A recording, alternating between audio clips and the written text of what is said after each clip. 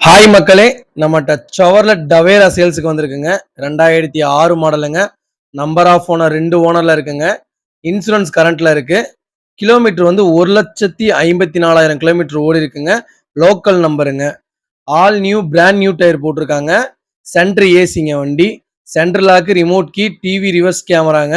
No replacement வெஹிக்கிளுங்க. வண்டி ஒரிஜினாலிட்டியா இருக்குங்க. இன்டீரியர் எக்ஸ்டீரியரும் அவ்வளோ தெளிவாக வச்சிருக்கிறாங்க.